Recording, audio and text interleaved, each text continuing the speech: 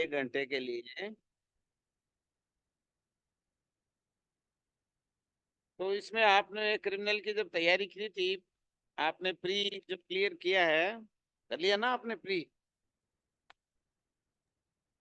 Yes नहीं sir, ना? हो ही जाए। Yes sir. अच्छा अच्छा, अभी उम्मीद है कि हो सकता है। तो जजमेंट राइटिंग के लिए आप लोगों को,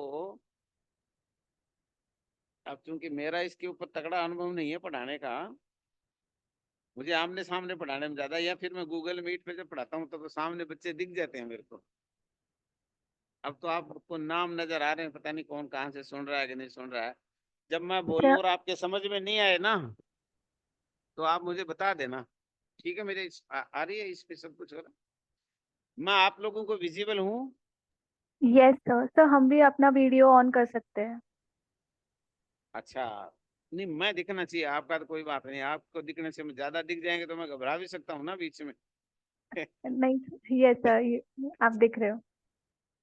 तो जजमेंट राइटिंग के लिए सबसे पहले आप लोगों को इस चीज का ज्ञान होना चाहिए कि किसी भी चीज को हम बनाते हैं तो उसकी सामग्री इकट्ठी करनी पड़ती है। कोई भी रेसिपी भी बनाते हैं तो उसकी भी सामग्री इकट्ठी करनी पड़ती है। जजमेंट ऑटोमेटिकली नहीं हो जाता है।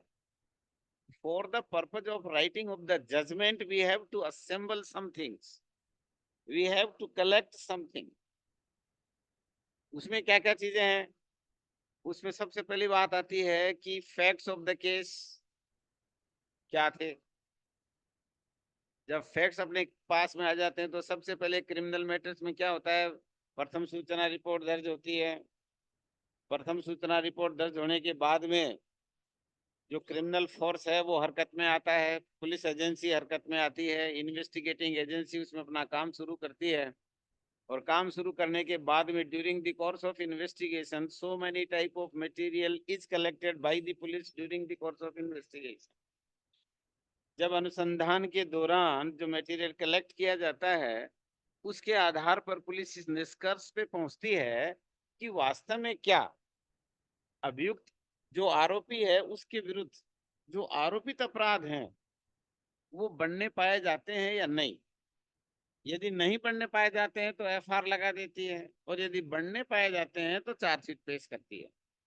और चार्जशीट अपने पुराना सीआरपीसी का सेक्शन जो था 173 था, उसमें चार्जशीट पेश होती थी।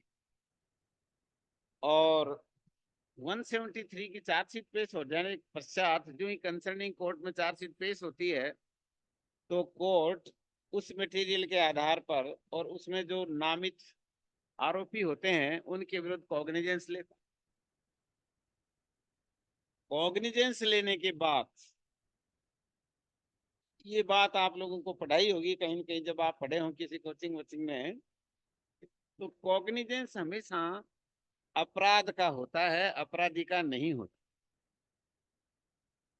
अपराध का कॉग्निजेंस लिया जाता है और उसमें यदि आदमी हैं साथ में तो वो उसके साथ आई जाते हैं। उन लोगों के साथ जितने भी अपराधी होते हैं उनका नाम चार्जशीट में होता है, उनके विरुद्ध उन अपराधों के अंतर्गत कॉग्निजेंस ले लिया जाता है। तो ये अपराध किया आपने और इन अपराधों का कॉग्निजेंस लिया जाता है। कॉग्निजेंस लेने के बाद एक स्टेज आती है बहस चार्ज की। और बहस चार्ज के अंतर्गत आपका चैप्टर 17 जो है, उसमें आप बहस चार्ज सुनते हैं तो उनमें जो चीजें बताई गई हैं सेक्शन वाइज, जहां 211 से शुरू होकर के 223 के सेक्शन जो हैं, उनमें वो सारे मटेरियल दे रखे हैं, सारे सर्कमस्टांसेस दे रखे हैं, सारे पर्सन्स दे रखे हैं जो अपराधी हैं और किस प्रकार से उन्होंने अपराध किया है, उनको किस प्रकार से जोड़ा जाएगा, कितने अपराध एक साथ विचारित किए जा सकते हैं, किस किस व्यक्ति को एक साथ विचारित किया जा सकता है, कितने अपराध जो हैं उनको एक साथ जोड़ा जा सकता है, अल्टरनेट चार्ज हम कब लगाएंगे, ये सारी बातें जो हैं, चार्ज में यदि गलत लग गया तो क्या प्रभाव पड़ेगा, और चार्ज बदल दिया तो क्या प्रभाव पड़ेगा, इस तरह की बातें आपके चार्ज में आपको बतानी पड़ेंगी। क्योंकि जब चार्ज लग जाता है, वो ट्रायल शुरू होने के बाद, क्रिमिनल में आपकी ट्रायल मानते हैं चार्ज लगने के पश्चात। After framing of the issue the criminal trial is said to be begin.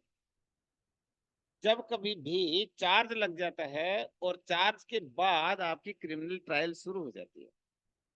अब चूंकि आप एक मजिस्ट्रेट के लिए परीक्षा दे रहे हैं और परीक्षा में उम्मीद की जाती है कि मजिस्ट्रेट ट्राइबल केसेस में आपको जजमेंट लिखने का मौका मिलेगा, या परीक्षा में वही आएगा जो आप इसमें लिखेंगे। तो मजिस्ट्रेट ट्रायल जो है दो प्रकार से शुरू होती है, आप लोगों को पता ही है कि सेक्शन 238 से लेके और 248 में दोनों प्रकार की ट्रायल्स का विवरण है। इससे पहले 225 से लेकर के 237 तक आपकी सेशन ट्रायल का विवरण, 225 से लेके 237 में जब सेशन ट्रायल खत्म हो जाती है तो 238 में 238 में आपकी वारंट ट्रायल शुरू हो जाती है। 238 में जहां वारंट ट्रायल शुरू होती है 238 में, तो ये 243 तक जाती है। और फिर 244 में warrant cases instituted on complaint पे आ जाते हैं। तो 244 से लेकर के 247 तक आपकी वारंट ट्रायल ऑन कंप्लेंट पे, प्राइवेट कंप्लेंट पे आपके चलते हैं, वो प्रावधान वहां लागू होते हैं। अब 248 में दोनों ही मामलों से चल करके जब मामला फाइनल आर्ग्यूमेंट में पहुंचता है, इधर 238 से लेकर 243 तक, जिसमें प्रोसिक्यूशन की एविडेंस, अभियुक्त का परीक्षण 313 में, और उसके बाद में प्रोसिक्यूशन के अगेंस्ट में बचाव में डिफेंस एविडेंस, और इन सब का काम समाप्त करने के पश्चात आपको 248 में आर्ग्यूमेंट सुनना पड़ता है, कोर्ट को आर्ग्यूमेंट सुनने पड़ते हैं। उधर आपका 244 में जब चलता है तो 244 से लेके 247 तक आपका प्रीचार्ज एविडेंस होती है। उसके बाद में जिन आपको चार्ज सुनाया जाता है, चार्ज के बाद अभियुक्त को पूछा जाता है कि क्या अब तक जो गवाह हो चुके हैं उनमें से किसी और गवाह को और आगे फर्दर एग्जामिनेशन या क्रॉस एग्जामिनेशन के बुलाना चाहते हो या नहीं, या उनके अलावा कोई और बुलता है तो उनमें से कोई आप बुलाना चाहते हो तो न्यायालय उनको बुला सकता है और अभियुक्त को उससे क्रॉस एग्जामिनेशन का अवसर प्रदान किया जाता है। दोनों ही ट्रायल्स में धारा 313 एक महत्वपूर्ण पार्ट है जो हर ट्रायल में आता है। सेशन ट्रायल में भी है, वारंट ट्रायल में दोनों में है, चाहे पुलिस रिपोर्ट पे हो चाहे आपकी प्राइवेट कंप्लेंट पे हो।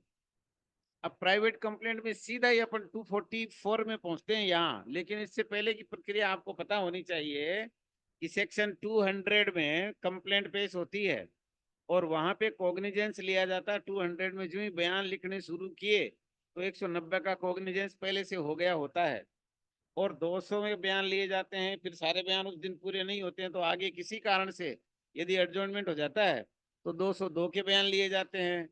और फिर चूंकि कॉग्निजेंस हो चुका होता है तो 203 में आपका ये आता है कि यदि मामला नहीं बनता है तो 203 में आपका परिवाद खारिज हो जाएगा। यदि बनता है तो 204 में आपको प्रोसेस जारी की जाएगी, समन वगैरह जारी किए जाएंगे, वारंट वगैरह जारी किए जाएंगे। वारंट बेलेबल हो सकते हैं, नॉन बेलेबल हो सकते हैं, depending upon the nature of the offence committed और alleged by the complainant in the complaint against the accused person. तो जैसी भी स्थिति हो वहां प्रोसेस जारी की जाती है, और वहां आदमी उपस्थित जब होता है तो उसको जमानत वगैरह पे छोड़ने के पश्चात आगे कार्रवाई बढ़ती है 205 में। तो 205 में जब भी आप आते हैं तो एक तो उसमें हाजिरी माफी का प्रावधान रहता है, एग्जेम्पशन फ्रॉम पर्सनल अटेंडेंस जो है, पर्सनल अपीयरेंस एग्जेम्पशन कोर्ट दे सकता है चाहे तो। और उसके बाद आपका प्रोसेस आगे बढ़ता है। फिर 206 में आपके पेटी ऑफेंसेज आ जाते हैं, उनका कोई लेना देना नहीं यहाँ पे। उसके बाद आपका 207 में क्या आता है कि जो भी पुलिस रिपोर्ट के अंदर जितना भी चार्जशीट में मटेरियल जो अक्यूज के अगेंस्ट में ट्रायल के दौरान पढ़ा जाना है, the material collected by the police and to be used against the accused during the course of trial, then whole of the material is to be supplied to the accused person। एक से ज्यादा मुलजिम है तो सबको दी जाएगी, सबका एक वकील है तो एक कॉपी दे दी जाती है। आमतौर पे प्रावधान ऐसा है कि every accused is to be provided with the copy of the charge sheet। and charge sheet contains whole of the material which is to be used against the accused during the course of trial. मेरी आवाज आप लोगों को समझ में आ रही है? जी sir. जो मैं बोल रहा हूँ वो स्पीड ज्यादा है, कम करने की आवश्यकता है? नहीं सर, सही है। मैं जो बोल रहा हूँ समझ में आ रहा है? जी सर। एक जनी बोल रही है, बाकी सबको समझ में कितने आदमी जुड़ गए हैं अभी? देखना कितने जुड़े। सर 7 जने हैं। 7? इतने कम में कैसे बनेगी बात? दोबारा मैसेज सर डालो ना ग्रुप। आपका आज क्लास का पता नहीं था ना, पहले इंग्लिश वाले हिंदी वाले में 28 या 30 बच्चे थे सर। 28 और 30 मेरे साथ ही, तो इट इज वेरी डर्टी भाई, ये तो बात समझ नहीं आए। तो कैसे करें फिर? उनको वापस करो ना, जोड़ो किसी को किसी तरह से। क्या अपना वैल्यूएबल टाइम यूं ही खराब हो जाएगा? आज हम क्रिमिनल जजमेंट की बात करेंगे, कल हम सिविल की बात करेंगे, तो एक ही दिन में तो पार पड़नी नहीं है। जजमेंट का तो लंबा छोटा प्रोग्राम चलेगा ना, तो आप लोगों को एकदम जजमेंट में महारत हासिल करवानी है। आप लोगों के पास ग्रुप का नंबर नहीं है किसी के पास?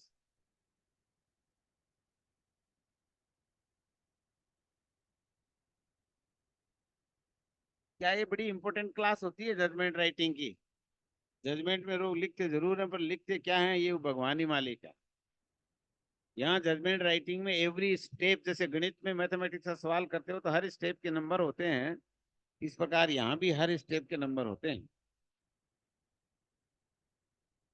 कोई कोशिश करके देख लो, यदि कोई जुड़ना चाहे तो। कभी जजमेंट राइटिंग की क्लास शुरू हो गई है, आप कृपया ज्वाइन करें।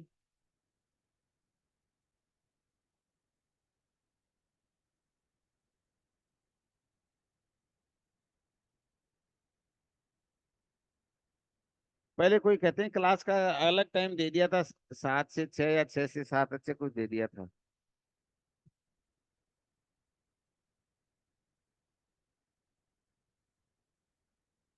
कुछ संख्या बढ़ रही है क्या? सर वो क्लास रिकॉर्ड हो रही है, उनको शायद रिकॉर्ड क्लास मिल जाएगी। अच्छा यूं है, इसलिए कोई खास बात नहीं है, मान लो नहीं होता, चलो कोई बात नहीं, फिर अपन शुरू अपना जारी रखते हैं।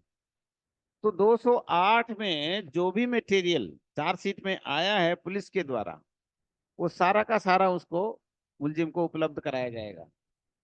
और 208 में जो होता है वो कंप्लेंट केस पे जितना मटेरियल कंप्लेंट के साथ में था, जो डॉक्यूमेंट्स पेश किए गए थे, वो सारे के सारे जब वो आता है मुलजिम, उसको दे दिया जाता है। और वहां फिर उसकी प्री चार्ज एविडेंस होती है। प्री चार्ज एविडेंस के बाद में उसको पूछते हैं कि और किसी को गवाह को बुलाना चाहते हो या नहीं, तो उसके बाद में जैसा वो कहेगा उसको बुला लेते हैं। और फिर इस प्रकार से अभियोजन पक्ष भी यदि और कोई कंप्लेनेंट साइड से कोई और गवाह पेश करना चाहते हैं तो उनके लिए न्यायालय से निवेदन कर सकते हैं। उन गवाहों को बुलाया जा सकता है, उनके फिर मुख्य परीक्षा, प्रति परीक्षा और पुनः परीक्षा, ये सब हो जाएंगे।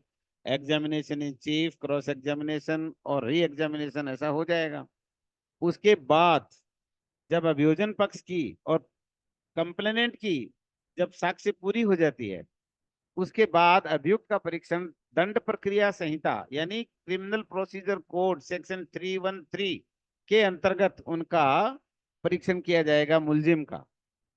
और 313 में अभियुक्त का परीक्षण कभी भी बिना वार्निंग दिए और बिना ओथ दिलाए 313 के स्टेटमेंट रिकॉर्ड किए जाते हैं अभियुक्त के।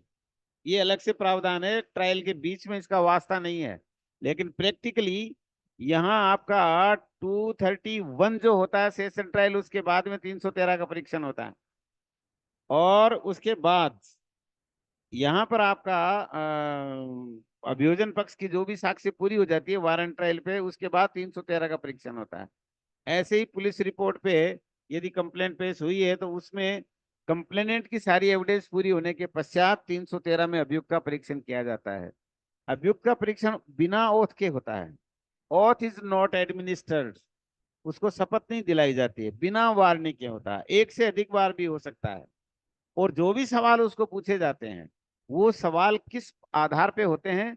Whole of the evidence appearing against the accused person is taken into consideration. The questions are prepared on the basis of the evidence appearing against the accused. और इसमें सरकारी वकील और प्राइवेट वकील या जो भी आपका डिफेंस का वकील होता है, उन सब की सहायता ली जा सकती है क्वेश्चन तैयार करने में। पर आमतौर पे इसका प्रैक्टिकल यूज ये रहता है कि सब कहते हैं झूठ है, झूठ है, झूठ है, गलत है, गलत है, झूठा फंसाया है, कोई नहीं, ये कुछ इस तरह की बातें उसमें हो जाती हैं। तो ये 313 के परीक्षण के पश्चात यदि अभियुक्त ये चाहता है कि डिफेंस में उसे खुद को ऑन ऑथ एग्जामिन करवाना है, तो फिर धारा 315 का एक प्रार्थना पत्र उसको पेश करना पड़ता है।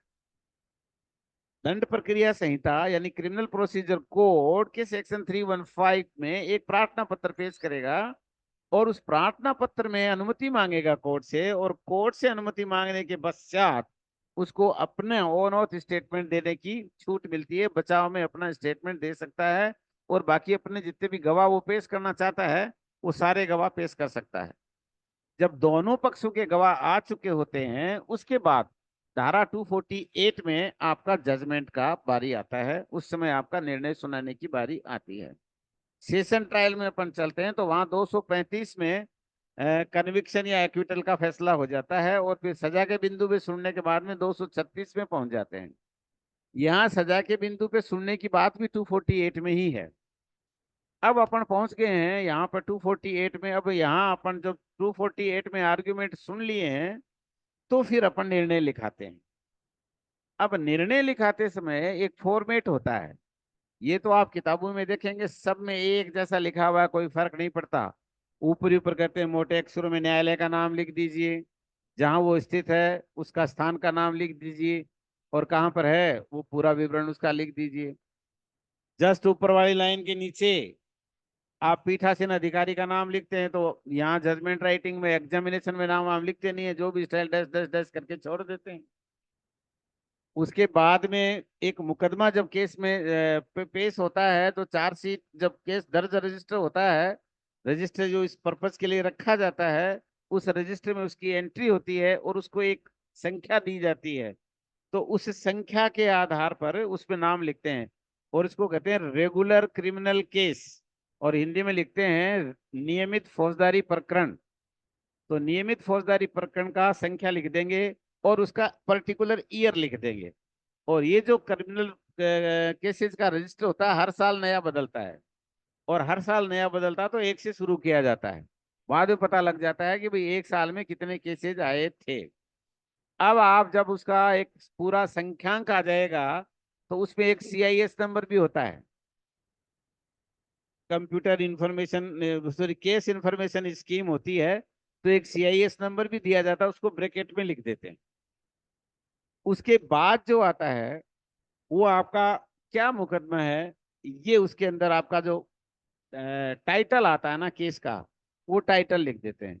अभियुक्त का नाम तो बाद में आता है, पहले जब भी आपका नाम लिखेंगे पार्टीज का तो सबसे पहले स्टेट आता है। माना ये जाता है कि अभियुक्त ने जो अपराध किया है वो स्टेट के अगेंस्ट में है, इसलिए एक पार्टी स्टेट होती है और स्टेट वर्सेस आपका जो भी अभियुक्त, एक है तो एक, दो है तो दो, तीन है तो तीन, और नाम ऐसा लिख देते हैं जो पहला नाम होता है उसको लिख के और लास्ट में लिख देते हैं 5 अदर्स, 1 और एन अनदर, या 2 अदर्स या 3 अदर्स, ऐसे लिख सकते हैं। बाकी आपको पूरा नाम लिखना है, टाइटल में आपको नाम पूरा लिखना है। शॉर्ट में जब लिखते हैं तो फला बनाम फलाना एन अदर्स, या 5 अदर्स, 8 अदर्स, 10 अदर्स, ऐसे रामकरण एंड 10 अदर्स, ये शॉर्ट में हो जाता है, लेकिन आपको नाम पूरा लिखना होता है।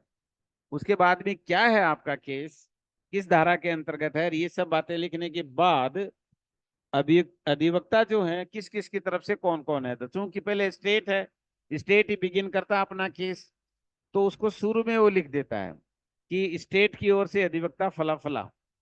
अधिवक्ता का नाम है, जैसे यहाँ आपके कोर्ट्स में APO होता है, अपने राजस्थान में अमेंडमेंट हो गया है तो असिस्टेंट प्रोसिक्यूशन ऑफिसर होता है, उसका नाम लिख देंगे। फिर अभियुक्त की तरफ से एक से ज्यादा अभियुक्त है, एक से ज्यादा अधिवक्ता है, तो अभियुक्त फला फला की ओर से अधिवक्ता फला फला, उसका नाम लिख देते हैं। या देख दे मिस्टर फलाना एडवोकेट अभियुक्त फला की तरफ से, मतलब इस तरह से उसको स्पेसिफाई कर देते हैं। उसके बाद एक नीचे बीच में, बिल्कुल बीचों बीच एक जजमेंट लिखते हैं। अंग्रेजी में लिखोगे तो कैपिटल लेटर में लिखो, निर्णय लिखोगे तो कोई बात ही नहीं है, हिंदी में लिखोगे तो निर्णय लिख दीजिए। और जो ही आप निर्णय लिखते हैं तो उसके राइट हैंड साइड में कोने में डेट डाली जाती है। वो डेट होती है date of pronouncement of the judgment in the court. उसके डेट के ऊपर लिखते कुछ नहीं है, केवल निर्णय लिखे बराबर में डेट लिखते हैं। और ये किताबें जो छपती हैं निर्णय लेखन की, उसमें लिखा जाता है जजमेंट प्रोनाउंस्ड ऑन इतना, ऐसा कुछ नहीं लिखते हैं। लास्ट में जब आप लिखेंगे कि आज खुले न्यायालय में the judgment is delivered in open court, ये वाला वहां लिख करके और फिर ऑन डेटेड इतना पर तारीख वहां डाली जाती है, वहां ये लिख देते हैं कि आज प्रोनाउंस किया गया है। तो बाकी इसमें और कुछ नहीं लिखते हैं। तो आपका जब निर्णय का जब आप शुरू करेंगे तो निर्णय में कौन कौन सी चीजें आपको सामग्री की आवश्यकता पड़ती है कि आमतौर पे निर्णय लिखते समय, क्योंकि सबसे पहले एफआईआर होती है। एफआईआर में जो तथ्य वर्णित किए जाते हैं उनके आधार पर पुलिस इन्वेस्टिगेशन करती है। इन्वेस्टिगेशन में पुलिस चार्जशीट पेश करती है यदि सही मानती है मामले को, और यदि सही नहीं मानती है तो एफआईआर लगा देती है। तो एफआईआर लगाती है तो अपने निर्णय का मतलब ही नहीं है, उद्देश्य खत्म। अब चूंकि हम ये मान के चलते हैं कि मामला जो दर्ज करवाया था वो बिल्कुल सही था और चार्जशीट पेश हो चुकी है, तो शुरू शुरू में ये लिखते हैं कि फलां थाने के भार साधक अधिकारी ने द स्टेशन हाउस ऑफिसर और फलां पुलिस स्टेशन फलां फलां has filed A chargesheet against, अब अभियुक्त का नाम आ जाएगा फलां फलां के विरुद्ध, और फिर धाराएं आ जाएंगी किन किन धाराओं में किया है, और फिर उसमें ये आ जाएगा कि प्रकरण दर्ज रजिस्टर किया गया और इन धाराओं में प्रसंज्ञान लिया गया, प्रकरण दर्ज रजिस्टर किया गया। और उसके बाद में आपका आता है कि उसके ब्रीफ फैक्ट्स सबको लिखने पड़ते हैं। जब आपका निर्णय की शुरुआत होती है ये बातें लिखने के पश्चात brief facts giving rise to the judgment जो है आप उसमें लिखेंगे। ब्रीफ फैक्ट्स में ये आएगा कि भाई, ये ब्रीफ फैक्ट्स में आपको ये ध्यान रखने की बात होती है कि आपको पता होना चाहिए कि फैक्ट कितने प्रकार के होते हैं। मैं आमतौर पे 4 प्रकार के तथ्य बताता हूँ। 4 प्रकार के तथ्यों का मतलब होता है कि एक तो केवल तथ्य जिसकी परिभाषा एविडेंस एक्ट में दे रखी है। एनी फैक्ट, एनी फैक्ट जो आपका है वो डिफाइन किया हुआ है। एनी फैक्ट जो है आपका सेक्शन 3 में इसकी डेफिनेशन लिख रखी है, वहां से आपको फैक्ट की परिभाषा। Any the fact is a thing, state of thing, a relation of thing being capable of perceived by senses or any mental condition of which a person is conscious। किसी आदमी के मन में क्या चल रहा है वो खुद ही बता सकता है, इसलिए उसकी मेंटल कंडीशन के बारे में जो खुद ही कॉन्शियस है वो भी एक फैक्ट है। और किसी आदमी ने कोई चीज को देखा वो फैक्ट है, किसी आदमी ने सुना कोई चीज वो फैक्ट है। आंखों से देखा, कान से सुना, नाक से सूंघा, जीभ से चखा, चमड़ी से स्पर्श किया, ये सारी चीजें आपके जो है सेंसेस हैं, इनसे यदि चीज का आप पता लगा लेते हो तो वो सारे के सारे फैक्ट्स हैं। उसके बाद आता है मेटेरियल फैक्ट। मेटेरियल फैक्ट क्या होते हैं? मेटेरियल फैक्ट वो फैक्ट हैं जो बंडल ऑफ फैक्ट हैं, जो कोई भी व्यक्ति न्यायालय से जो अनुतोष प्राप्त करना चाहता है तो उसको उन मेटेरियल फैक्ट को सिद्ध करना पड़ेगा। मेटेरियल फैक्ट आते हैं वो किससे संबंधित होते हैं? वो फैक्ट इन इश्यू से संबंधित होते हैं। तो तीसरे प्रकार के फैक्ट आपके आगे fact in issue. Fact in issue क्या होता है? फैक्ट इन इश्यू की परिभाषा भी एविडेंस एक्ट में दे रखी है और कहीं नहीं, सीपीसी में नहीं है। सीपीसी में मटेरियल फैक्ट की दे रखी है, वो भी वेटेड परिभाषा नहीं दे रखी कि प्लीडिंग में लिखा क्या जाएगा, ये बता रखा उन्होंने कि pleading the material fact and material fact only are to be pleaded and not the evidence by which the material facts are to be proved, ये नहीं बताया जाएगा। केवल और केवल आपके मटेरियल फैक्ट की परिभाषा नहीं है, लिखे क्या जाएंगे वो मटेरियल फैक्ट लिखे जाएंगे। अब आपका फैक्ट इन इश्यू है, ये भी आपका एविडेंस में है।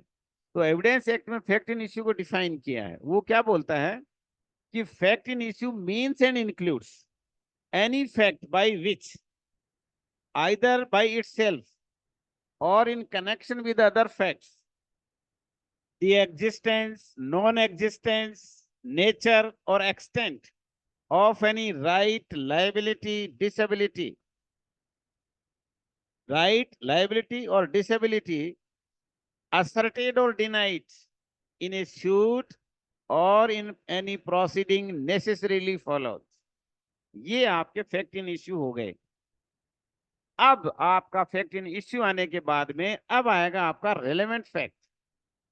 रेलेवेंट फैक्ट भी एविडेंस एक्ट में परिभाषित किए हुए हैं। रेलेवेंट फैक्ट के बारे में ये लिखा हुआ है कि a fact is said to be relevant when that fact is connected with the fact in issue in any of the situations which are given under section 6 to 55। यानी 5 में जहां आपकी परिभाषा शुरू हो रही है, वहां जो आपका फैक्ट इन इश्यू बताया गया है, वहां से लेकर के आपका 55 तक जो भी परिस्थितियां बताई गई हैं, रेस जेस्टे है, प्रीवियस और सब्सिक्वेंट कंडक्ट है, motive, preparation, previous and subsequent conduct है, आपका इन टेस्ट आइडेंटिफिकेशन परेड है, कॉन्स्पिरेसी है, आपका कुछ प्ली ऑफ एलईडी है, आपका कोई कंपेंसेशन का मामला है तो उसमें आपको क्या क्या चीजें साबित करनी पड़ेंगी वो है, फिर आपका एडमिशन है, कन्फेशन है, पहले स्टेटमेंट कर रखे हैं एक आपका किसी पहले की कार्रवाई में तो वो वाले हैं, फिर आपके एक्सपर्ट की ओपिनियन आ जाएगी, फिर आपका सेक्शन 40, 41, 42, 43, 44 में आपके जजमेंट्स आ जाएंगे। 40 को अपन एविडेंस एक्ट में रेस जुडिकेटा की तरह से मानते हैं और आपके जितने भी ये आपके मैप वगैरह हैं इनका प्रिजम्पशन अपन लेते हैं, एक्सपर्ट ओपिनियन है, ये सारे के सारे आपके रेलेवेंट फैक्ट है। इनके अंतर्गत जो भी परिस्थितियां बताई गई हैं, इनमें से यदि किसी भी बात के अंतर्गत, किसी भी सेक्शन के अंतर्गत अपने मुकदमे के फैक्ट्स आपको इंडिकेट कर रहे हैं, डाइंग डिक्लेरेशन है जैसे, तो ये सब बातें उसमें आती हैं। इनमें से किसी भी परिस्थिति से अपने फैक्ट्स मिलते हैं तो वो अपने रेलेवेंट फैक्ट कहलाएंगे। अब मैं आपको छोटा सा सवाल पूछता हूं ताकि आपका पता लगा जाएगा कि आप क्या मेरे को सही प्रकार से सुन पा रहे हैं या नहीं। आज अपन ये क्लास ले रहे हैं, आज आप कितने बच्चे हो गए? अब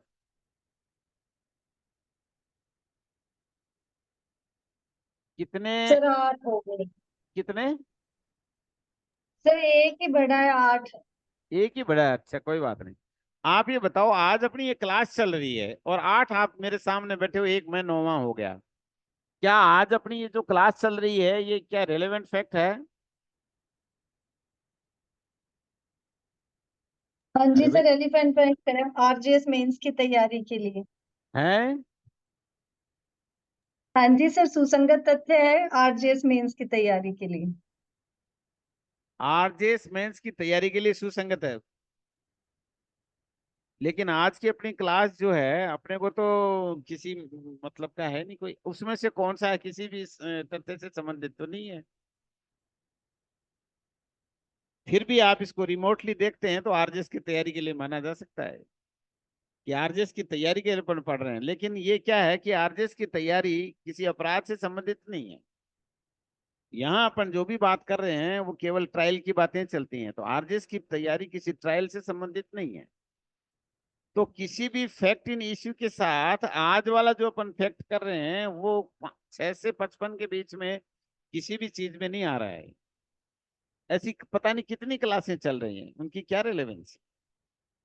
हाँ, आज की तारीख में कोई ये कह दे कि आज की टाइम में, आज की तारीख में इसी समय आप में से कोई आदमी जिसने कोटा में कोई अपराध कर दिया, तो वहां के उस तथ्य को खंडन करने के लिए आज की क्लास अपनी रेलेवेंट हो जाती है। क्योंकि certain facts are not relevant but they become relevant to rebut और to support a fact in issue. तो वहां का जो वहां होना हुआ तो वही हो जाएगा। तो ये 4 प्रकार के मैंने फैक्ट आपको बताए, ये आपके जजमेंट के लिखते समय आपको ध्यान में रखना पड़ता है।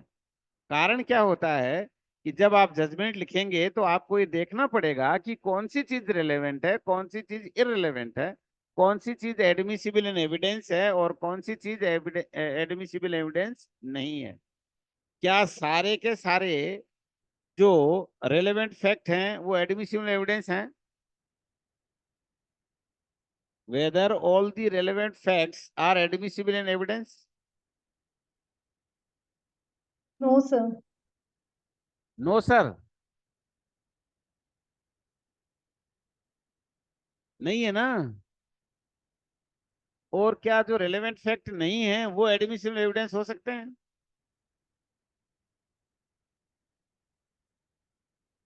तो ये आपके आरजेएस की तैयारी में आप जहां भी इस कोचिंग में पढ़ रहे हो तो आपको बताए होंगे सारी चीजें। तो ये सब चीजें आपको लिखने हैं।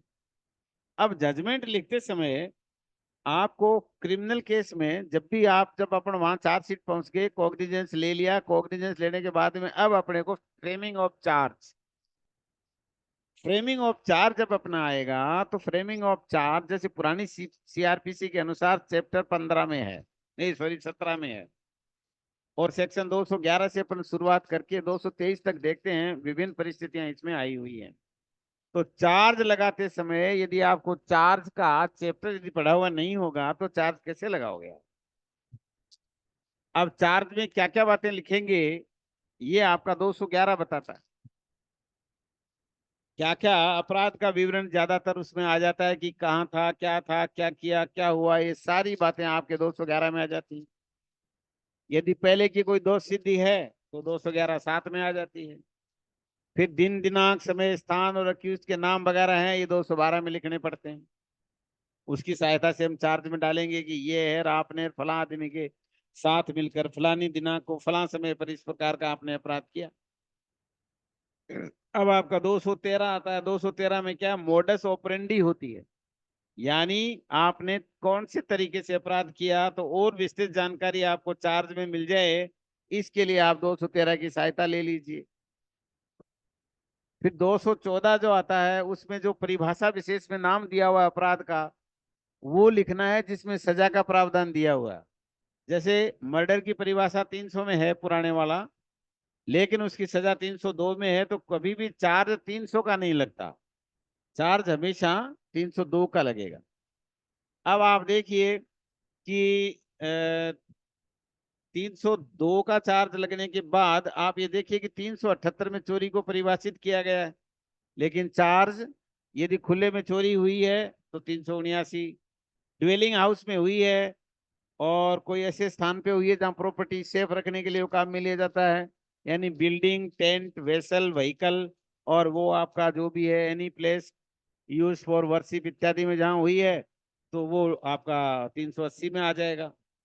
ड्वेलिंग हाउस में 457, 380 हो जाएगा। वो धाराएं उनके अनुरूप लग जाएंगी। जिस प्रकार का अपराध आपने किया है तो उस अपराध का पीनल सेक्शन लगेगा, ना कि डेफिनेशन सेक्शन। अब आपने 214 में देख, अब धारा 215 आती है। 215 में आपको चार्ज बनाते समय ये ध्यान में रखना है ट्रायल के दौरान कि निर्णय में आपको ये देखना है कि क्या अभियुक्त का जो अधिकार है वो विपरीत रूप से प्रभावित हुआ है। तो 215 में चार्ज परिवर्तन की बात कहता है। 215 में ये लिखा है कि यदि गलत चार्ज भी लग गया तो कोई फर्क नहीं पड़ेगा, क्योंकि वो 465 सीआरपीसी से कवर हो जाएगा। वहां एरर, एब्सेंस और इरेगुलरिटी इन चार्ज है वो ट्रायल विजिट नहीं करेगी जब तक अभियुक्त का विहित जो विपरीत रूप से प्रभावित नहीं हुआ हो। तो ये चीज आपको ध्यान में रखनी है निर्णय लिखाते समय, क्योंकि आपने ये देखा कि चार्ज बिल्कुल ही गलत लिख गया है और उसे इसके मुलजिम के अधिकार के ऊपर विपरीत रूप से प्रभाव पड़ा है, तो आपकी ट्रायल विजिट हो जाएगी। 216 में चार्ज के परिवर्तन के बारे में आप कभी भी बदल सकते हो। आपने निर्णय की बहस सुनते समय निर्णय लिखाने से पहले आपके समझ में आ गया तो आप चार्ज बदल सकते हो। उसके बाद भी यदि चार्ज आपने बदल दिया तो फिर आपको 216 में आप चार्ज बदल सकते हो निर्णय से पहले। और मान लो आपने चार्ज बदल दिया तो आपका 217 आता है कि जहां तक आपने चार्ज बदला है उस हद तक जो गवाहों को यदि दोबारा बुलाने की जरूरत पड़ी, यदि वो अभियुक्त चाहता है तो बुलाने पड़ेंगे आपको। और दूसरा, आपको निर्णय लिखाते समय जब चार्ज वाली बात को देखेंगे तो आपको ये बात ध्यान में रखनी है कि एक अपराधी ने एक ही ट्रांजैक्शन में यदि 5 अपराध किए हैं या 3 अपराध किए हैं तो उनके सबके अपराधों के अलग अलग चार्ज लगाए जाएंगे। अलग अलग चार्ज लगाने का ये मतलब है कि प्रत्येक डिस्टिंक्ट ऑफेंस के लिए सेपरेट चार्ज होगा, यानी प्रत्येक सुभिन्न अपराध के लिए एक अलग से चार्ज लगेगा। अब अलग से चार्ज लगने का क्या मतलब? आपको ये देखना है कि जब आपने चार्ज लगाया गया था तो जितने अपराध हैं, जैसे मान लो ड्वेलिंग हाउस में चोरी करी, घर में घुस के चोरी करी, रात के टाइम में करी, तो अपन 457 380 लगाते हैं। और मान लीजिए दो तीन आदमी ने मिलकर के किसी की रात्रि में लर्किंग हाउस ट्रेसपास या हाउस ब्रेकिंग किया, और पांच आदमी या चार आदमी अंदर घुसे, उनमें से एक आदमी ने मिलकर के और हत्या कर दी उसकी घरवाले की, जो ओनर ऑफ दी हाउस था उसकी हत्या कर दी। चार तो खड़े ही रहे या तीन खड़े रहे, चार थे उसमें एक ने हत्या करी, तीन खड़े रहे। तो अब चार्ज कैसे लगाओ? क्या मर्डर का लगाओगे या 400 कौन सी धारा का लगेगा? 460 का लगेगा, मर्डर का लगेगा, या दोनों लगेंगे? ये देखना पड़ेगा। आप बता सकते हो कौन सा चार्ज लगेगा? रात का टाइम लर्किंग हाउस ट्रेसपास किया या हाउस ब्रेकिंग किया और चार आदमी ने किया, एक आदमी ने घर के मालिक की हत्या कर दी, तीन देखते रहे कुछ नहीं किया अंदर खड़े रहे, तो क्या उनकी कोई लाइबिलिटी बनती है? कंजोइंट लाइबिलिटी है? आपने पढ़ा हो, आईपीसी पढ़ी हो तो बताओ। कोई जजमेंट लिखते समय ये ध्यान में रखना पड़ेगा ना कि हम क्या चार्ज लगा रहे हैं, वास्तव में इसके लिए क्या परिस्थितियां थी, तो सारी आपके चार्ज के माध्यम से को तो बतानी पड़ेगी। नहीं बता सकते कौन सा चार्ज लगेगा? गलती बोल दो, उसमें क्या बात है, आपके रेक्टिफाई हो जाएगा।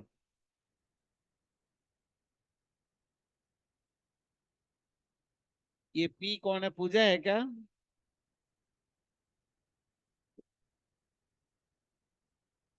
चलो मैं बताता हूँ। आप जा करके घर जा करके पढ़ना, सेक्शन 460 जो है उसके अंदर लिखा हुआ है। 460 में क्या लिखा है कि रात के टाइम में लर्किंग हाउस ट्रेसपास किया या हाउस ब्रेकिंग किया और वहां कंजॉइंट लायबिलिटी का मामला बनता है। यदि एक आदमी ने हत्या करी है तो बाकी तीन भी हत्या के दोषी होंगे, और चार्ज लगेगा 460 का, और उम्र कैद की सजा भी हो सकती है और कम भी हो सकती है। उसमें चाहे घोर उपत्ति कारित करें या मृत्यु कारित करें, सारे उसमें दे रखी है परिस्थितियां। और जब मर्डर हो गया तो मर्डर का भी चार्ज लगेगा और 460 का भी लगेगा। एक बात का हमेशा ध्यान रखिए कि यदि रात्रि के टाइम में कोई मर्डर वाला अपराध करता है, ये तो अलग से दे दिया, इनके अलावा कोई ऐसा अपराध हो जो रात के टाइम में किया है और घर में घुस के किया है और डेथ पेनल्टी वाला कोई भी अपराध किया, चाहे दिन में किया रात में किया है, तो धारा 449 का चार्ज लगेगा, और फिर मर्डर का साथ में लगेगा, और आजीवन कारावास का है तो 450 लगेगा। ये सब चीजें आपको अच्छी तरह से आनी चाहिए, तभी जाके आप जजमेंट लिखते समय बेहिचक उसको लिख सकते हो आराम से। खैर, अब अपना आ गया 218 की बात कर रहे थे अपन, तो प्रत्येक भिन्न अपराध के लिए अलग अलग चार्ज लगेगा। जैसे 460 का भी लगेगा, और पहले 460 का लगेगा क्यों? पहले घुसने का काम किया, उसके बाद मारा, तो मर्डर का लग जाएगा। और उसके बाद कोई और अपराध में ना ऐसा किया तो लर्किंग ऑफ स्टेट्स का तो आ ही गया उसमें 460 में।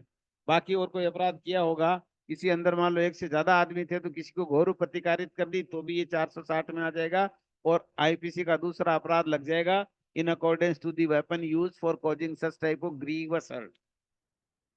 अब आपका देखिए 18 में आगे, फिर 19 में उसका कोई मतलब नहीं, आपको देखना है कि 12 महीने में 3 अपराध किए तो उनकी ट्रायल एक साथ चल सकती है, उससे हमें कोई ज्यादा मतलब नहीं। फिर आपका एक अपराधी है, उसके ऊपर कितने चार्ज एक साथ लगाए जा सकते हैं?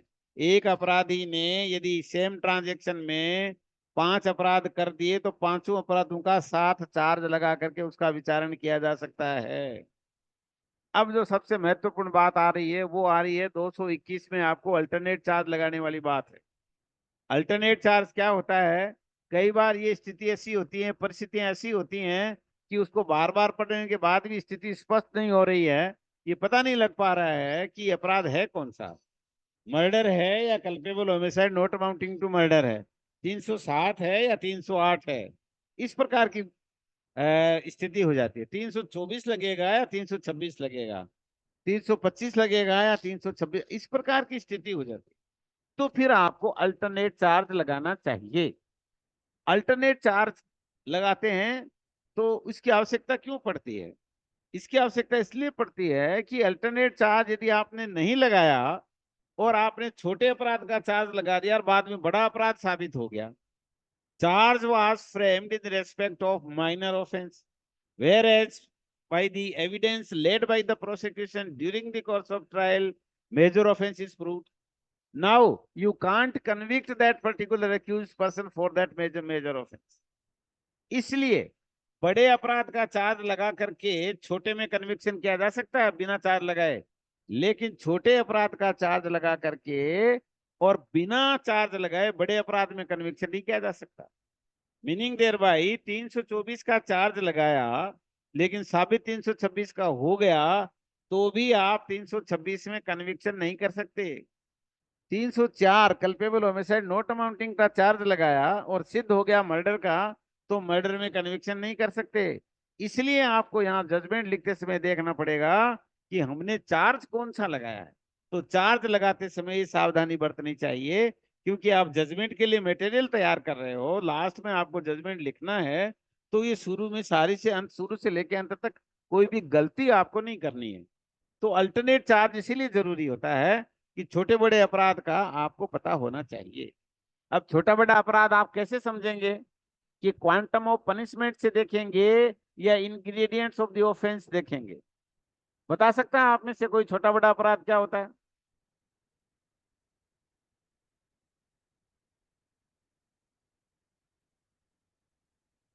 यार मजा नहीं आ रहा बात का।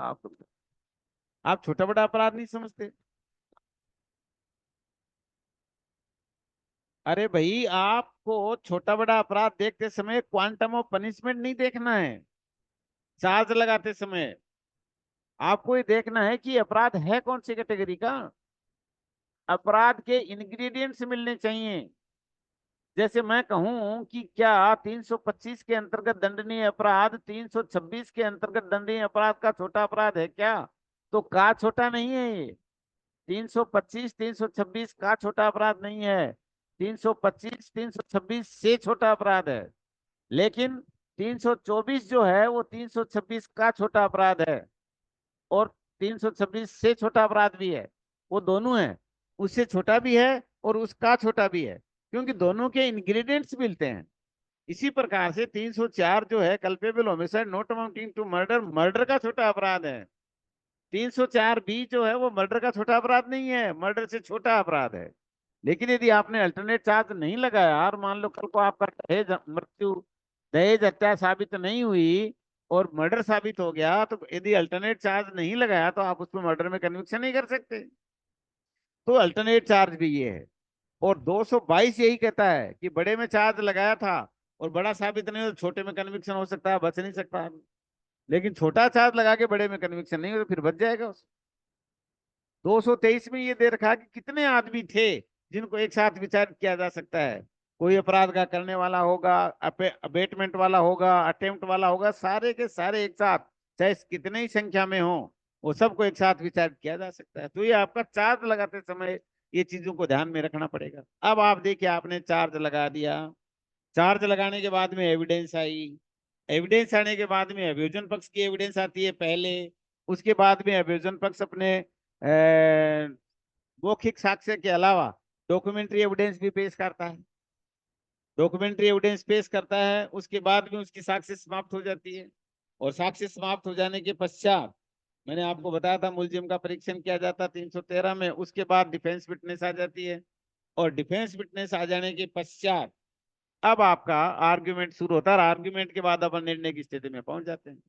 तो निर्णय के आप जब सुनाएंगे तो निर्णय में आपको क्या क्या चीज ध्यान रखेंगे कि चार्ज के बाद जो एविडेंस आपकी आ चुकी तो उसके बाद आपको पॉइंट, जो एविडेंस आई है उसके बाद में आपको लिखना पड़ेगा पॉइंट्स फॉर डिटर्मिनेशन। सिविल में होता है विवादक, विवादक होता है इश्यू, अंग्रेजी में बोलते हैं इश्यू, हिंदू में बोलते हैं विवादक और उर्दू में बोलते हैं तनकी है। एक वचन है तनकी है और बहुवचन तनकी हाथ। तो ये आपको सिविल में आते हैं। और यहाँ फौजदारी में क्या है, चार्ज आपने पहले लगा दिया, फिर एविडेंस आई, फिर वो डॉक्यूमेंट्री एविडेंस साथ में है और अभियोजन पक्ष भी आई, मुलजिम का परीक्षण बीच में हो गया। अब आपको पॉइंट्स फॉर डिटर्मिनेशन निर्धारित करना है। पॉइंट्स फॉर डिटर्मिनेशन आपको बनाना है। क्या बनाना है कि क्या सीन लेके चले थे आप, क्या थीम लेके चले थे, कि क्या साबित करना है आपको। साबित वो करना है जो आपने चार्ज लगाए थे। कई बार लोग कहते हैं कि चार्ज को किसी भी क्रम में लगा दो, लेकिन आपको क्रम के मामले में भ्रम नहीं होना चाहिए। जो घटना पहले घटी है उसका पहले लगाओ, ज्यादा अच्छा रहता है। हालांकि इससे कोई फर्क नहीं पड़ेगा, आप उल्टा सुल्टा भी लगा सकते हो, लेकिन कालानुक्रम में लगाते हैं तो ज्यादा अच्छा रहता है। पहले घर में प्रवेश किया या हाउस ब्रेकिंग था या लर्किंग हाउस टेस्ट पास, तो पहले उसका लगाओ, उसके बाद में दूसरा जो मर्डर किया तो मर्डर का लगाओ। और इस प्रकार आपको उन दोनों के पॉइंट्स फॉर डिटर्मिनेशन में ये लिखना पड़ता है कि क्या अभियुक्त के विरुद्ध अभियोजन पक्ष भारतीय दंड संहिता की धारा, जो पुरानी अब नए वाला नाम आ जाएगा आप देख लेना, भारतीय दंड संहिता की धारा 460 या 449 जैसी भी स्थिति के अंतर्गत दंडनीय अपराध संदेह से परे साबित करने में सफल रहा है। ये पॉइंट्स फॉर डिटर्मिनेशन हो गया। इसके बाद दूसरा, क्या अभियुक्त के विरुद्ध भारतीय दंड संहिता की धारा 302 जो घर में घुसकर हत्या की है उसके अंतर्गत दंडनीय अपराध संदेह से परे या इश्यू नंबर जो चार्ज पहले बनाया है चार्ज नंबर फला साबित करने में सफल रहा है। ये पॉइंट फॉर डिटर्मिनेशन होता है। और यहाँ आपका जब आप इन पॉइंट्स फॉर डिटर्मिनेशन है उनमें से पॉइंट वाइज जब निर्णय करेंगे तो आपको ये देखना पड़ेगा कि हमें जो एविडेंस आई है उसकी मार्शलिंग करनी। मार्शलिंग को कहते हैं, आपने आप में से किसी ने रेल में देखा होगा, रेलवे में यदि किसी ने रेल को देखा हो तो डब्बे जो जुड़ते कटते बढ़ते हैं ना स्टेशन पे, उसको मार्शलिंग कहते हैं। तो सबसे आगे वाला डब्बा जो होता है वो लगाते हैं जो पहला पहला स्टेशन आएगा वहां पे कटेगा। मान लीजिए जयपुर से कोई ट्रेन चली मालगाड़ी की और उसको रिंगस में दो डब्बे काटने हैं और बीच में चोमो वगैरह का कोई सामान नहीं है, तो रिंगस वाले डब्बे आगे आगे इंजन के साथ लगेंगे ताकि फटाक से दो उठाए और छोड़ दिया यार्ड में और आगे चल दिया। इसी तरह से जो जो स्टेशन आती रहती हैं उनके क्रम में इंजन के साथ डब्बे लगाए जाते हैं ताकि उनको आराम से वहां हटाया जा सके। इसी प्रकार आपकी एविडेंस के मार्शलिंग को भी हिंदी में क्रमबंधन कहते हैं।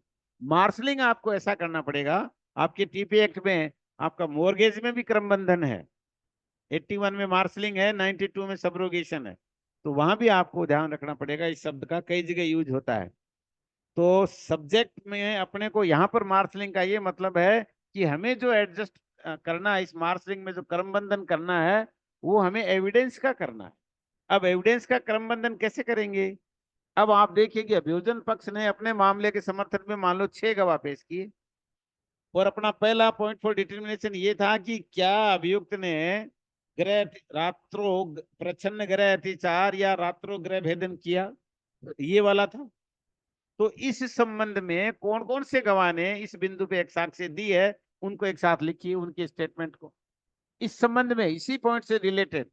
तो आपको पता लग जाएगा कि PW1 ने ये कहा कि हाँ इस आदमी ने फला आदमी के घर में घुस करके और रात्रों प्रच्छन्न गृह अतिचार किया या गृह भेदन किया। PW2 ने भी कहा। आपको ये बात ध्यान में रखनी है कि आपके फौजदारी में भी PW1 होता है तो सिविल में भी PW1 होता है, लेकिन अर्थ अलग है, उसका विस्तार करेंगे तो अलग आएगा। वहां सिविल में होता है प्लेंटिफ विटनेस और यहाँ फौजदारी में होता है आपका प्रोसिक्यूशन विटनेस। दोनों पी से शुरू होते हैं, इसलिए PW1 भी वहां होता है, PW1 वहां DW1 भी होता है और यहाँ भी DW1। कारण क्या है? वहां डिफेंस विटनेस होता है और सिविल में डिफेंडेंट विटनेस होता है। तो इस चीज में आपको कंफ्यूजन नहीं होना चाहिए। दोनों ही मामलों में PW1 और DW1 होते हैं, चाहे वो सिविल हो चाहे क्रिमिनल हो, अर्थ अलग अलग है और उसका फुल फॉर्म भी अलग अलग है। प्लेंटिफ विटनेस और डिफेंडेंट विटनेस, और यहाँ प्रोसिक्यूशन विटनेस और डिफेंस विटनेस, ये होता है। अब आपके PW1 ने जो कहा उसकी साक्ष्य को हमने देखा, इसका समर्थन किस किस ने किया है। तो मान लो PW2 ने किया है तो उसका लिख दो, इसने भी बात की पुष्टि की। 3 वाले को भी लिख दो, इसने इसकी पुष्टि करी। फिर मान लो चौथा होस्टाइल हो गया। होस्टाइल को बोलते हैं पक्षद्रोही। पक्षद्रोही वो होता है जो बुलाने वाले जिस पक्षकार ने बुलाया उसके खिलाफ एविडेंस देता है, वो पक्षद्रोही कहलाता है। लेकिन पक्षद्रोही के गवाह का जो बयान होता है उसको पूरा छोड़ने की जरूरत नहीं होती है, उसका ऐसा भाग जिसपे विश्वास किया जा सकता है उसको काम में लिया जा सकता है। क्यों? कि हमारे यहाँ एविडेंस एक्ट में एक मैक्सिम है, फाल्सस इन यूनो फाल्सस इन ओमनिबस, यानी एक में झूठा तो सब में झूठा। ये अपने यहाँ नहीं है, अपने कॉमन लॉ के फॉलोवर हैं। इंग्लैंड में ऐसी बात है, ब्रिटिश में ये है ऐसा कि वहां फाल्सस इन यूनो फाल्सस इन ओमनिबस, अपने यहाँ नहीं है। अपने यहाँ हॉस्टाइल विटनेस जो सही बात कह गया ना, उसकी बात को आप कंसीडर कर सकते हो। तो आप ये कह सकते हो कि PW4 हालांकि पक्षद्रोही हुआ है, लेकिन उसने इस बात की तो पुष्टि की है। तो जितने भी आपकी एविडेंस आई हैं उसको आप एक साथ रखिए और उसके आधार पर उसको पहले तो आपको मार्शलिंग करनी है, उसके बाद उसकी एप्रिसिएशन करना है, उसका विश्लेषण करना है, एनालिसिस करना है। अब डिफेंस में देखिए, मुलजिम ने इसको क्या बताया, उसने झूठा बताया, और उसने अपने डिफेंस में कौन कौन सी चीजें पेश की थी, और इधर प्रोसिक्यूशन ने कौन कौन से दस्तावेज पेश किए थे, उनसे इन ओकुलर विटनेस की कोई पुष्टि होती है। और उसके बाद में, क्योंकि गृह अतिचार में और रात्रो प्रच्छन्न गृह अतिचार या गृह भेदन में कोई एक्सपर्ट की तो जरूरत पड़ती नहीं है, वो किसी और चीज के बारे में आपकी एविडेंस दे सकते हैं। बाकी गृह भेदन की तो कोई आपका आई विटनेस ही दे सकता है। अब आपने जो डिफेंस के विटनेस पेश किए गए उनको भी उतना ही वेटेज देना चाहिए जितना आपने प्रोसिक्यूशन के विटनेसेस को दिया है। अब उनकी आप जिरे देखेंगे, जिरे दोनों की देखने के बाद में उस बिंदु पे कितना खंडन किया है, तो उनको आमने सामने रख करके फिर उनका आप विश्लेषण करेंगे, अप्रिसिएशन करेंगे और उसका एक निष्कर्ष निकालेंगे। कारण क्या है कि यहाँ क्रिमिनल की ट्रायल में आपको बियॉन्ड रीजनेबल डाउट आपको अपराध साबित करना है। सिविल में क्या होता है, सिविल में प्रीपोंडरेंस ऑफ प्रोबेबिलिटीज, संभावनाओं की अधिसंभाव्यता के आधार पर फैसला होता है, वहां तोलते हैं। यहाँ ये नहीं है, यहाँ तो ये देखना पड़ेगा कि किसी प्रकार का डाउट, थोड़ा सा भी डाउट तो मुलजिम आउट, ऐसा नहीं होता है यहाँ। वहां फौजदारी में तो आपको बियॉन्ड रीजनेबल डाउट ही साबित करना पड़ेगा, बियॉन्ड रीजनेबल डाउट साबित नहीं हुआ तो मुलजिम बरी हो जाएगा। अब मान लीजिए आपके ये बात कोर्ट के ध्यान में जज की कि वास्तव में ये गवाह जो है सही बोल रहे हैं। अब चूंकि जब जिरह होती है तो प्रति परीक्षा में जब कभी भी कोई गवाह झूठ बोलने की कोशिश करता है, तो गवाह के झूठ बोलने के स्थिति को देखते हुए जो बचाव पक्ष का वकील होता है, अभियुक्त का वकील जो प्रति परीक्षा करता है, वो ऐसे ऐसे सवाल पूछता है to test the veracity of the witness under examination in the court. तो उसकी वेरासिटी टेस्ट करने के लिए उसको बहुत सारे सवाल पूछता है, इतने सवाल पूछता है कि उससे सच उगलवा लेता है वो। तो अब आपको ये देखना पड़ेगा कि ये आदमी साला शुरू में झूठ बोल रहा था और जब इसने जिरे की तो इसकी सच्चाई सामने आ गई, मुश्किल से इसने सही बात को कहा है। तो एक शब्द और आता है, क्रिमिनल ट्रायल में चलते हैं तो 280 सेक्शन है CRPC का, और CPC में भी प्रावधान दे रखा है कि when the evidence of the witness is being recorded, it is the duty of the presiding officer or of the court that the court should record the demeanor of the witness under examination। उसके भाव भंगिमा, उसके seal के बारे में लिखेगा कि इसका डिमीनियर कैसा था, तो उसके बारे में वो लिख देता है। तो वो बड़ा काम कर रहता है, देखता है कि कैसे अटक अटक के जवाब दे रहा, सोच समझ के अटक अटक के झूठ बोलने की कोशिश कर रहा है। तो इस प्रकार का रिमार्क यदि उस गवाह के बयानों के नीचे दिया हुआ होगा तो जो भी न्यायाधीश उसका फैसला करेगा, जो भी मजिस्ट्रेट उसका फैसला करेगा, तो वो उस चीज को देखेगा तो उसकी वेरासिटी पे डाउट करेगा वो। इसलिए ये बात आपको और ध्यान में रखनी है कि जो वेरासिटी टेस्ट करने के लिए सवाल पूछे जाते हैं उनको निर्णय का आधार नहीं बनाया जाता। केवल और केवल जज और मजिस्ट्रेट अपना जो ओपिनियन फॉर्म करते हैं कि ये आदमी कितना झूठ बोला है, इस बात के हद तक ही उसका सीमित रहता है। उसकी वेरासिटी टेस्ट करने वाले सवालों को निर्णय का आधार नहीं बनाया जाता।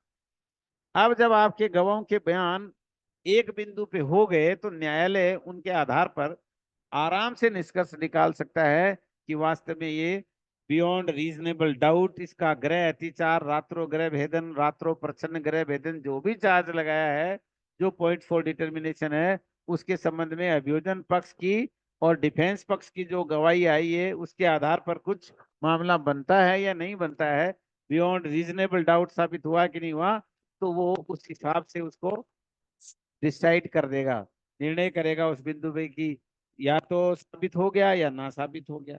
बियॉन्ड रीजनेबल डाउट साबित हो गया तो वो साबित मान लेगा। अब आगे वाला चलता है कि मर्डर करने का मामला, वो पॉइंट फॉर डिटर्मिनेशन दूसरा है कि मर्डर किया कि नहीं किया।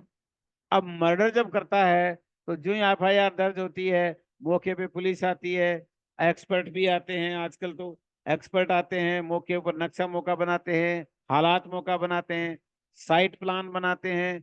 The circumstances of the place जो है they are also be recorded by the police officer who is investigating the case. वहाँ लिखा जाता है कि खून के धब्बे कहाँ कहाँ पड़े हुए थे, खून को वहां का किसी गॉज वगैरह में लेकर के एफएसएल में भेजा जाता है। कोई हथियार खून से सना हुआ मिल जाता है तो वो वहां पड़ा उसको लेते हैं, उसके बाद में वो एफएसएल में भेजते हैं, उसकी जांच होती है।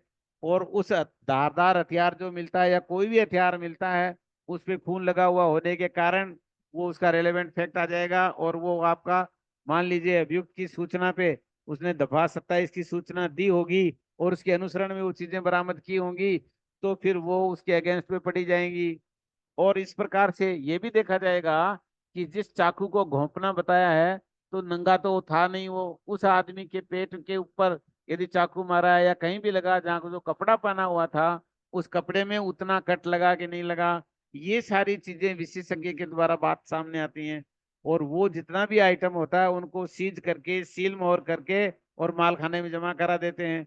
ब्लड स्टेन वगैरह को एफएसएल में जांच के लिए भेज देते हैं, वहां से उसकी रिपोर्ट आ जाती है और माल खाने से वो आइटम पेश होते हैं। और जो भी आइटम उसके अभियुक्त के शरीर से और कोई जैसे बाल भी लिए हों, अभियुक्त को जो पकड़ा हो, मान लो आपस में गम्बेट हुई है, धक्का मुक्की हुई है, पकड़ा पकड़ी हुई है, उस टाइम उसके शरीर पे यदि कोई हेयर वगैरह बाल वगैरह उसके साथ चले गए तो उससे भी उसकी शिनाख्त हो सकती है।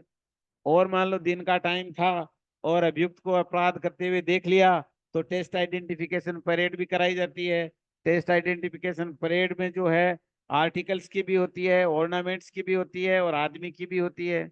आमतौर पे आर्टिकल्स जो या ऑर्नामेंट्स वगैरह जो वस्तुएं होती हैं उनकी जो टेस्ट आइडेंटिफिकेशन उसके एग्जीक्यूटिव मजिस्ट्रेट्स के द्वारा करवाते हैं। और ज्यादातर ये जो आइडेंटिफिकेशन परेड जो होती है आदमियों की होती है, अभियुक्तों की होती है, ये आमतौर पे जुडिशियल मजिस्ट्रेट्स के द्वारा कराते हैं। तो जो टेस्ट आइडेंटिफिकेशन परेड होता है उस परेड में भी क्या रिजल्ट आया, वो सब्सटेंसिव पीस ऑफ एविडेंस नहीं है, सब्सटेंशियल पीस ऑफ एविडेंस नहीं है, लेकिन कोर्ट के अंदर पहली बार पहचान लिया अभियुक्त को गवाहों ने तो वो उसको सब्सटेंशियल पीस ऑफ एविडेंस मानते हैं। जबकि उसको कई बार देखने का मौका मिल जाता है, लेकिन कानून में प्रावधान ऐसा है कि किसी भी अभियुक्त को पहली बार कोर्ट में देख के यदि गवाह ने पहचान लिया तो वो तो सब्सटेंशियल पीस ऑफ एविडेंस है, वो आपका सारवान साक्ष्य है। और वो जो आपका टेस्ट आइडेंटिफिकेशन परेड है वो केवल और केवल पुष्टि कारक है। तो पुष्टि कारक है तो बड़ा हानिकारक है, लेकिन क्या करें, कानून में प्रावधान ऐसा तो अपने कानून के अनुसार ही लिखना है।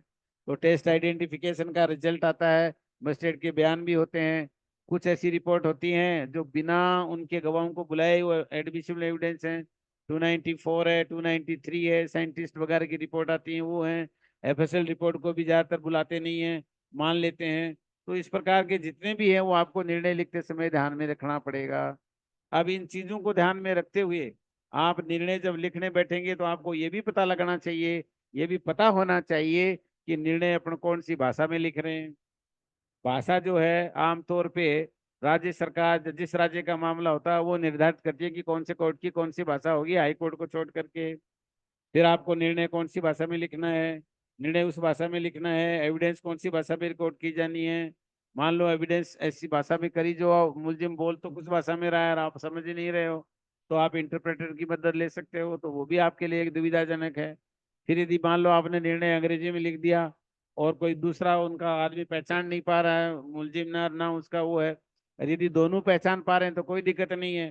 चाहे कोर्ट की लैंग्वेज कोई सी हो, आपने इंग्लिश में लिख दिया, दोनों राजी हैं तो इंग्लिश में चला जाएगा और कोर्ट की भाषा में अनुवाद करके रिकॉर्ड पे रख दिया जाएगा।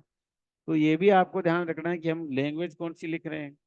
अब आपका जो पॉइंट फॉर डिटर्मिनेशन दूसरा था उसमें अपने सारी एविडेंस लगा दी, उसपे प्रत्यक्षदर्शी गवाहों के बयान, वही मार्शलिंग वापस, मर्डर के बारे में किस किस ने साक्ष्य दी वो सारे आदमी उसमें आ जाएंगे, बचाव में किस किस साक्ष्य ने कौन सी उल्टी साक्ष्य दी, और एक्सपर्ट ओपिनियन में कौन कौन सी चीजें साबित नहीं हुई, जो ब्लड स्टैंड लिए थे वो अभियुक्त के मिले या नहीं मिले, अभियुक्त के कपड़ों पर मृतक के ब्लड के निशान जो हैं उनको एग्जामिनेशन में भेजा था एफएसएल में, फॉरेंसिक साइंस लेबोरेटरी में, वो मिले कि नहीं मिले। इन सब चीजों से यदि वो आ जाता है कि ब्लड जो है अभियुक्त के कपड़ों पर जो ब्लड मिला है वो मृतक का ही ब्लड था, तो एक कॉरोबोरेटिव पीस ऑफ एविडेंस हो गया बढ़िया वाला।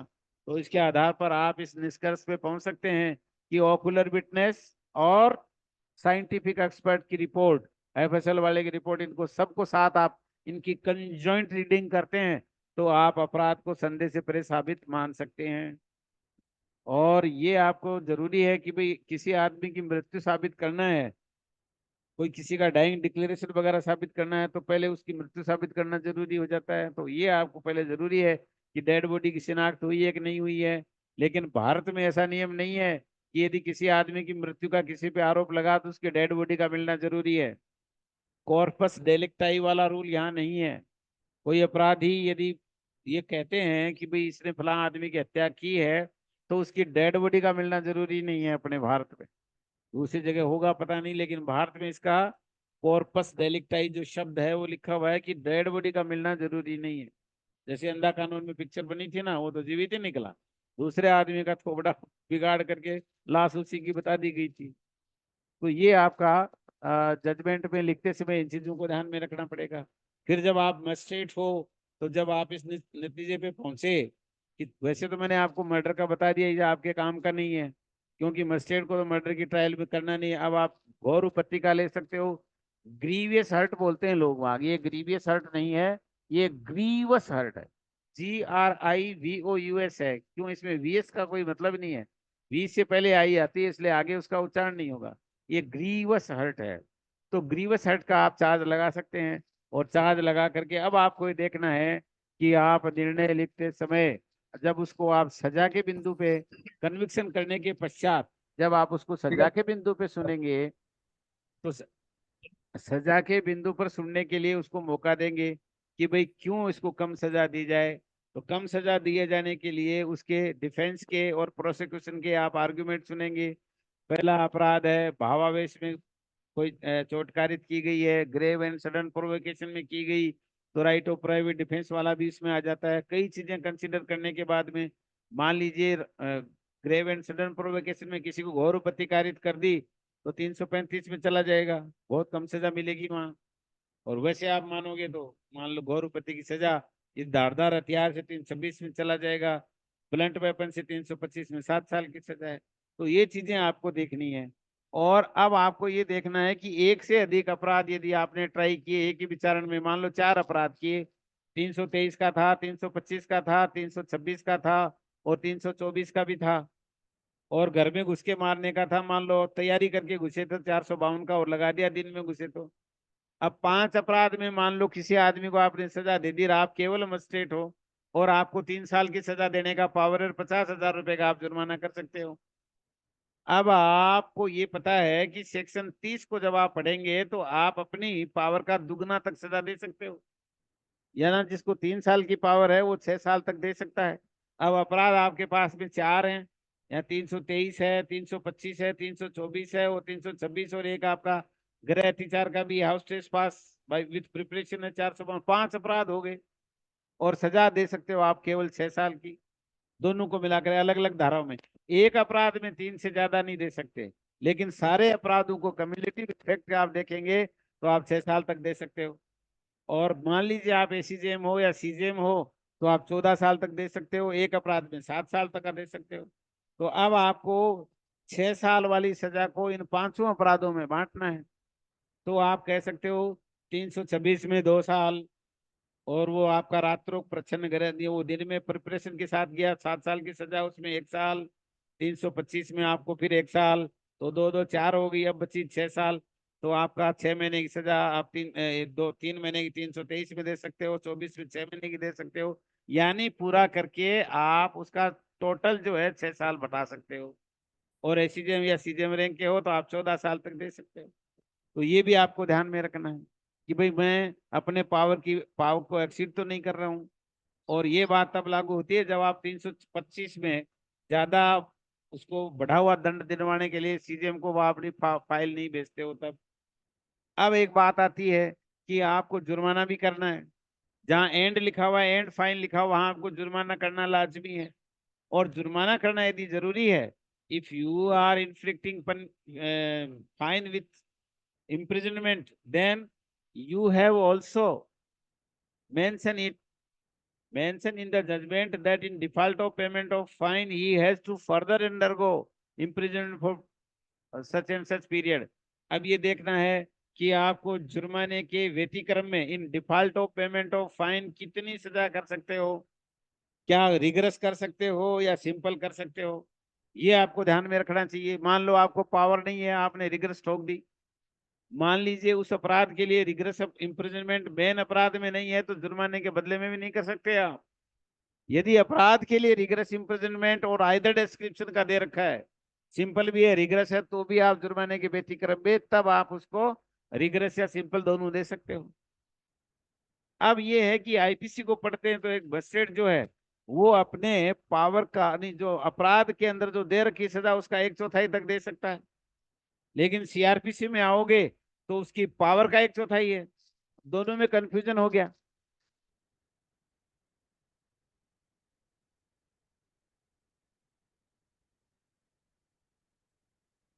तो आपको ये ध्यान रखना है कि जजमेंट में पनिशमेंट देते समय आपको ये देखना है कि जब हम जुर्माने के व्यतिक्रम में in default of payment of fine यदि अपन इम्प्रिजनमेंट की सजा दे रहे हैं तो वो आपका अपनी पावर से एक्सीड नहीं करना चाहिए। सिंपल है तो रिग्रेस नहीं दे सकते।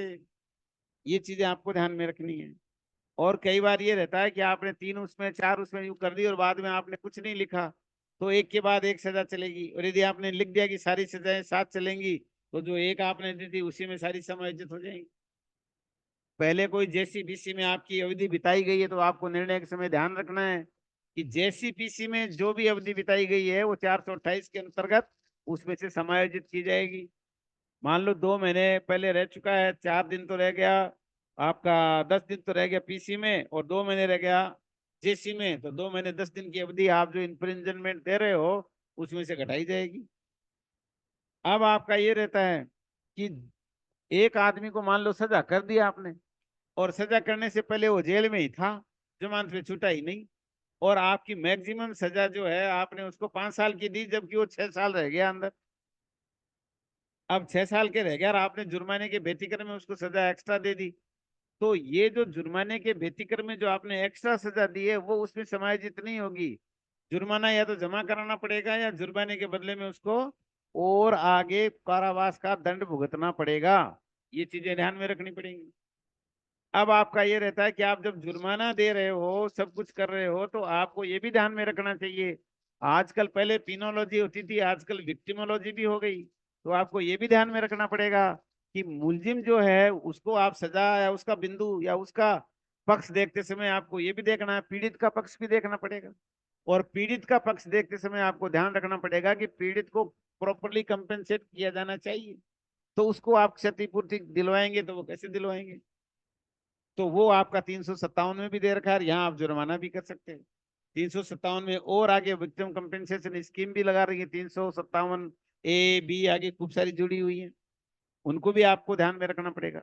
हालांकि आजकल पॉक्सो एक्ट वगैरह में जो आपके काम के नहीं है, इनमें सब में पहले से ही कर रखा कि ये जुर्माना इतना करेंगे कि विक्टिम का इलाज पूरा हो जाए और उसका रिहेबिलिटेशन पूरा हो जाए, लेकिन आपके तो मतलब का नहीं है क्योंकि आप तो केवल मजिस्ट्रेट। तो इस जजमेंट लिखते समय ये भी आपको ध्यान में रखना है कि पिनोलॉजी जो है अभियुक्त के लिए है, तो विक्टिमोलॉजी में आप पीड़ित के लिए उसको भी आपको ध्यान में रखना पड़ेगा। और फिर अपराध की प्रकृति को देखना पड़ेगा। फिर आपको ये भी देखना पड़ेगा कि इसमें क्या प्रोविजन का फायदा दिया जा सकता है कि नहीं दिया जा सकता, ये भी चीज आपको कंसिडर करनी पड़ेगी।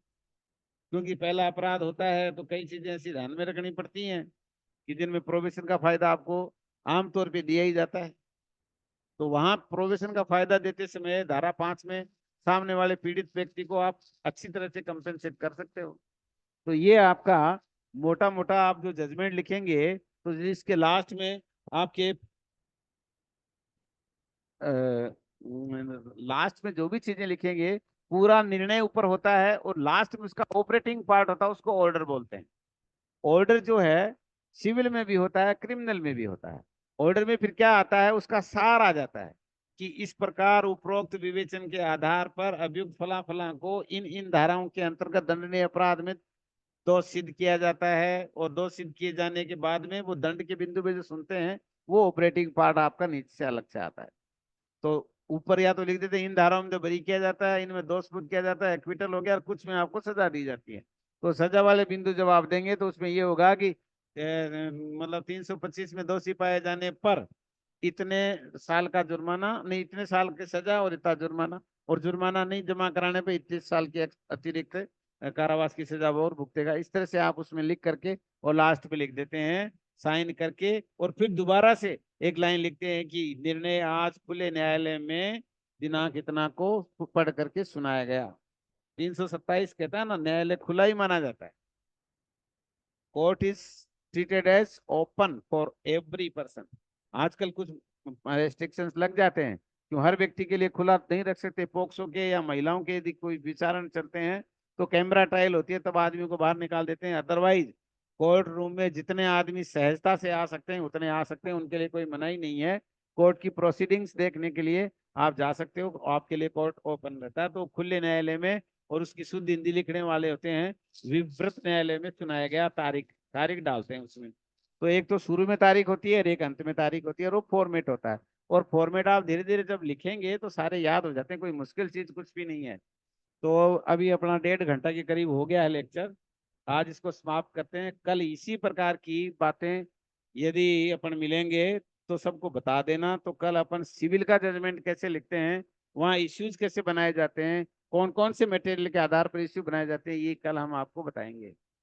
तो अब आप बताओ मेरे को, कुछ समझ में आया कि नहीं आया, या मेरी भाषा में या कुछ चेंज करना तो कल थोड़ा ठीक होकर के आऊं।